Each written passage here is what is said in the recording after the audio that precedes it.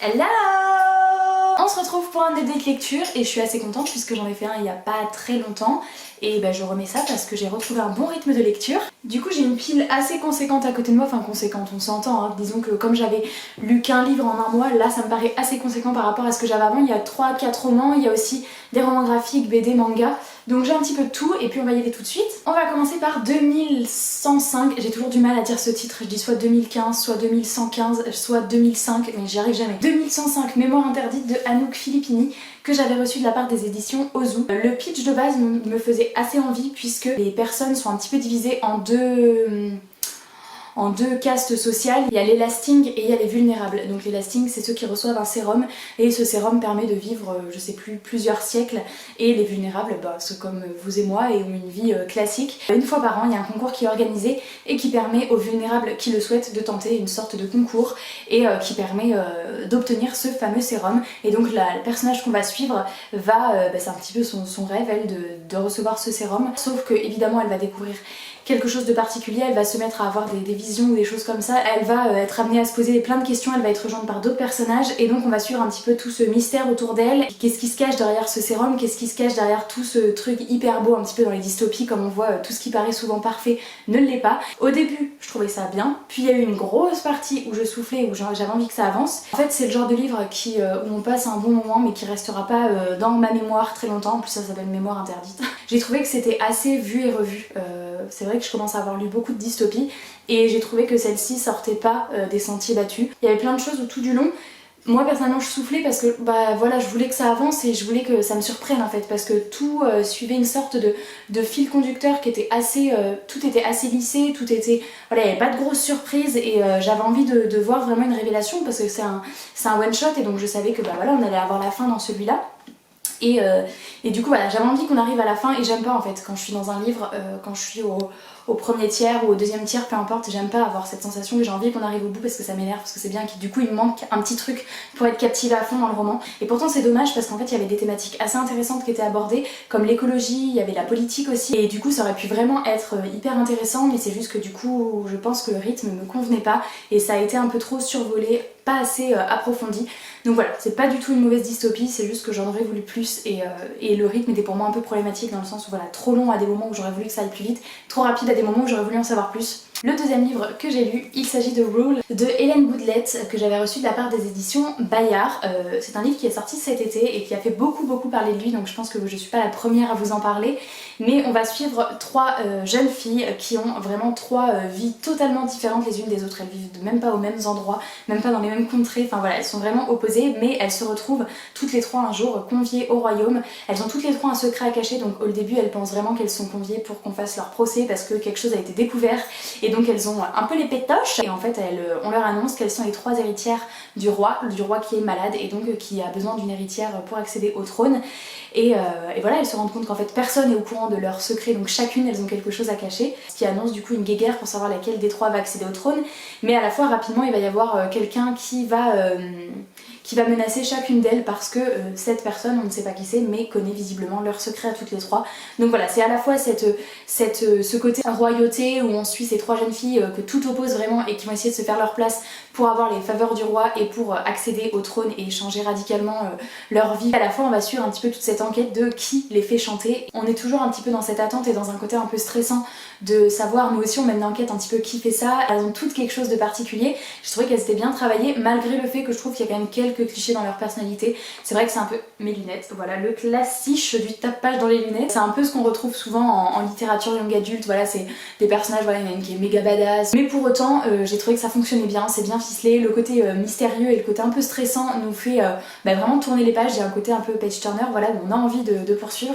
Et donc je lirai le 2 avec plaisir. Le 1 se finit quand même sur un truc qui est là, malgré les quelques clichés et le manque de surprise parfois. C'est le genre de roman de fantasy qu'on dévore quand même parce qu'il y a un côté addictif, donc franchement je vous le conseille, pour moi ça a été une très bonne lecture. On va varier un petit peu les plaisirs avec un roman graphique, c'est La différence invisible, publié chez Delcourt et Mirage de Mademoiselle Caroline et Julie Dachez. Cette BD je l'avais déjà repérée quelques fois et puis il y en a l'une d'entre vous, enfin même vous avez été plusieurs en fait, à me la conseiller sous mes dernières vidéos, enfin il y a assez longtemps parce qu'en fait je me la suis procurée je crois avant le premier confinement, enfin je sais plus exactement. Et du coup c'est sur l'autisme et l'autisme Asperger. Et vous croisez un autiste Asperger dans la rue, ça ne se voit pas, c'est pas écrit sur son front, donc c'est une sorte de différence qui met la personne en difficulté parce que y a plein de choses auxquelles elle doit s'adapter dans la vie de tous les jours et à la fois les gens ne comprennent pas forcément puisque c'est pas un handicap qui se voit et du coup voilà. Et vous savez que je travaille moi-même avec des enfants autistes Asperger et du coup j'avais très envie de lire cette BD, je l'ai trouvée vraiment très bien faite.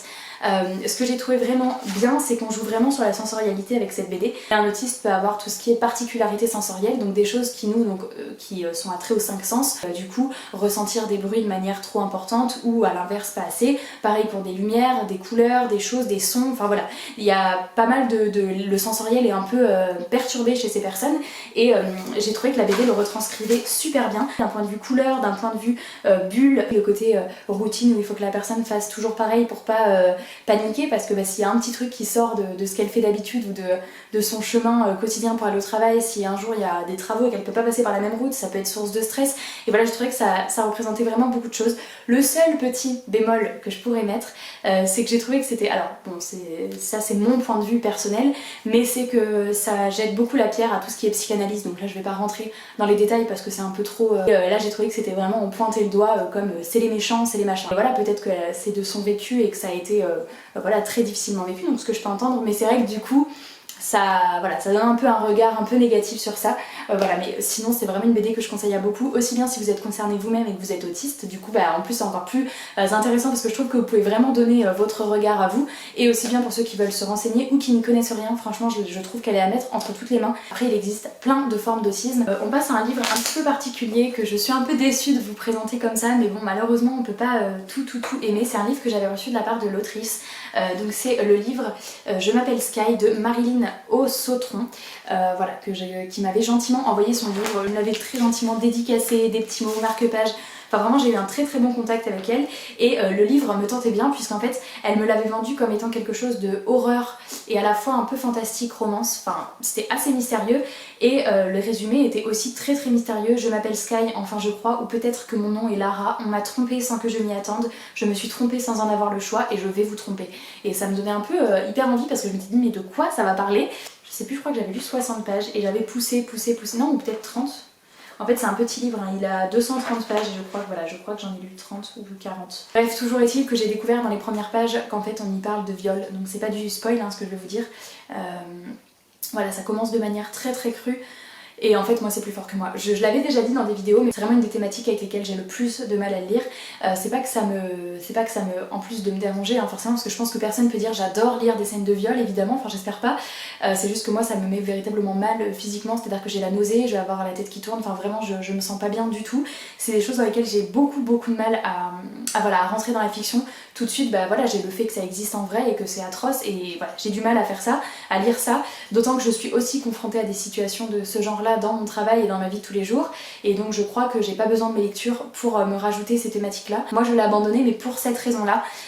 J'avoue qu'il est quand même hyper intriguant, j'aurais aimé pousser jusqu'au bout mais je pouvais pas, c'était plus fort que moi, donc j'ai malheureusement envoyé un message à l'autrice en étant désolée et elle a tout à fait compris hein, en étant désolée pour moi aussi, mais il y avait quelque chose de vraiment intriguant puisqu'on alterne des chapitres où on voit ce qui s'est passé avec cette fille là et on alterne aujourd'hui et du coup on se demande mais qu'est-ce qu'elle va devenir parce que elle dit je vais vous tromper, est-ce qu'elle compte se venger, je le sais pas en fait, je me pose les mêmes questions, mais du coup il y a quand même un côté assez intriguant et j'ai trouvé que le style de la plume, alors il est pas forcément très élaboré ou très poussé, mais j'ai trouvé que ça faisait un style série, vous voyez, enfin un peu le genre de choses qu'on visualise très bien directement, une plume assez simple, assez directe et qui fait assez addictive comme des épisodes de série qui s'enchaînent. Voilà, c'est ce que j'ai ressenti. Après je vous dis j'ai lu 30 ou 40, 50 pages, je sais plus trop où je me suis arrêtée.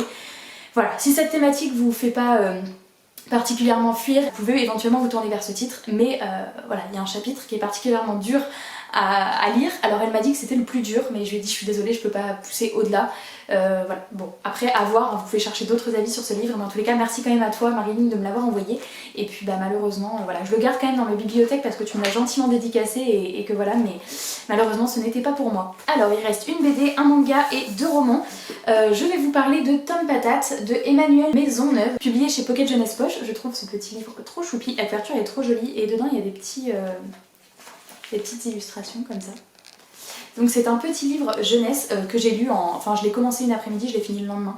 parce que vraiment il se dévore, hein. C'est un peu le même format que la guerre des clans, enfin vous voyez avec des illustrations et écrit assez gros. Dans ce livre on va suivre Tom qui est un petit garçon qui va se réveiller un jour dans une pomme de terre et c'est un hérisson qui va le trouver et il va finalement être accueilli par tous les petits animaux, alors de la forêt, jardin, enfin il y a des petites souris, des petits mulots, vers de terre, des oiseaux, hérissons et mon portable. Voilà, tous ces petits animaux là et il se demande tout simplement pourquoi il est si différent des animaux et pourquoi il ressemble aux grandes gens, donc les grandes gens qui sommes nous, parce que lui il est vraiment petit comme ça puisqu'il est né dans une patate, donc il peut pas être très grand, ou alors ça fait vraiment une grosse patate. C'est un petit peu toute cette quête identitaire finalement, donc on est avec les petits animaux et ça c'est le côté que j'adorais parce que les souris ma vie.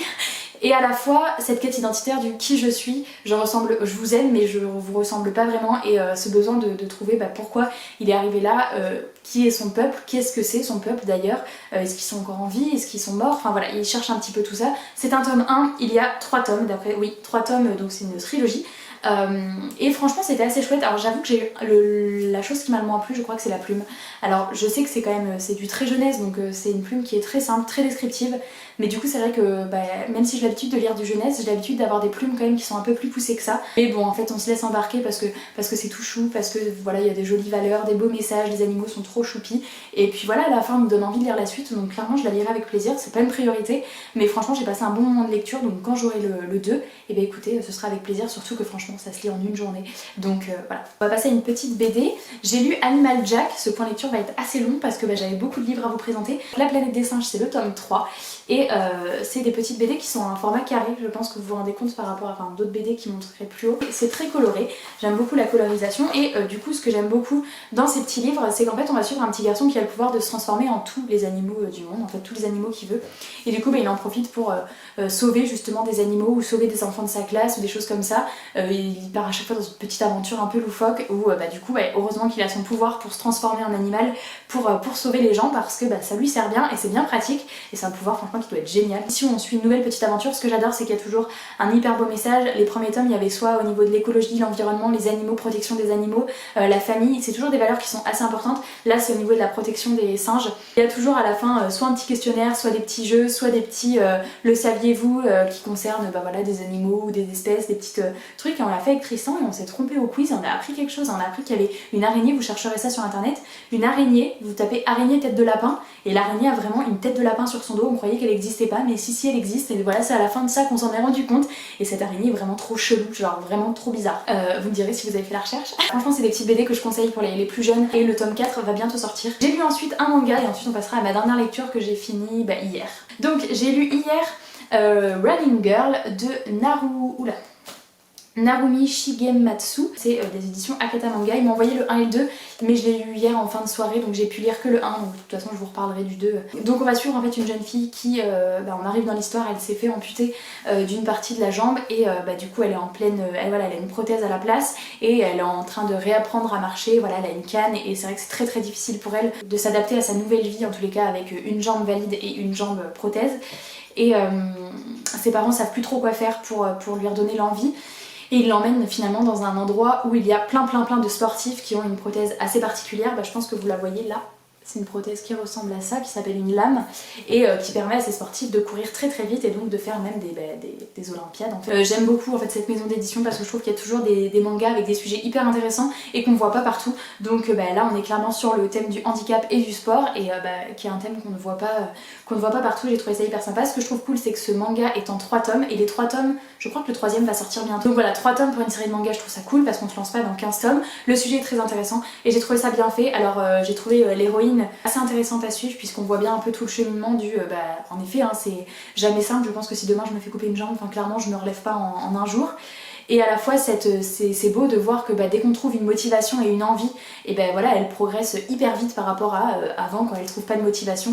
Voilà et j'ai trouvé que c'était assez bien fait de voir la psychologie et l'évolution du personnage. Globalement le truc qui m'a peut-être le moins plu par rapport aux autres mangas que j'ai lus, c'est peut-être le style ou peut-être le thème, je sais pas si c'est que les Jeux Olympiques ça me parle peut-être moins mais à la fois je voulais quand même le lire pour le sujet du handicap. J'ai hâte de voir le tome 2 pour voir quelle tournure ça prend mais en tous les cas merci beaucoup pour cet envoi parce que c'était une belle découverte. Peut-être allumer la lumière, j'ai l'impression qu'il fait noir. Bon je sais pas si c'est mieux, j'ai juste l'impression que c'est plus jaune. mais bon, j'avoue que le soleil commence à se coucher. Et puis on va passer au dernier livre. Du coup, j'ai terminé hier cet énorme bébé, La Faucheuse, donc le Glas, le tome 3 de Neal Shusterman, qui est énorme, enfin il fait je sais plus 710 pages je crois. Même encore aujourd'hui, là où je vais vous en parler, j'ai du mal à savoir mon avis, j'ai beaucoup de mal. Je crois que j'ai adoré, parce qu'en fait j'adore ce que fait Neal Shusterman. C'était le 5e livre que je lisais de lui, donc la trilogie La Faucheuse, Le goût amer de l'abîme et Dry. Je trouve à chaque fois qu'il a une plume et une manière de conter les histoires et d'emporter le lecteur qui est vraiment... Je le rapprocherai un peu de Pierre Bottero, c'est le genre de livre où vous savez quand vous commencez à le lire, déjà moi je sais que je l'adorais à chaque fois, et il a vraiment un style particulier où vous vous dites ouais ça c'est du Neal Shusterman, un peu comme ouais ça c'est du Pierre Bottero, enfin en tout cas c'est moi ce que j'en pense, et du coup rien que pour ça je savais que j'allais adorer. Maintenant j'ai trouvé ce tome 3, en fait ce que j'ai adoré du coup, la plume, le rythme, les personnages, j'ai adoré les retrouver. Et pour autant, j'ai un peu de mal à me situer parce qu'il y a eu des passages que j'ai trouvé très longs, pas longs dans le sens...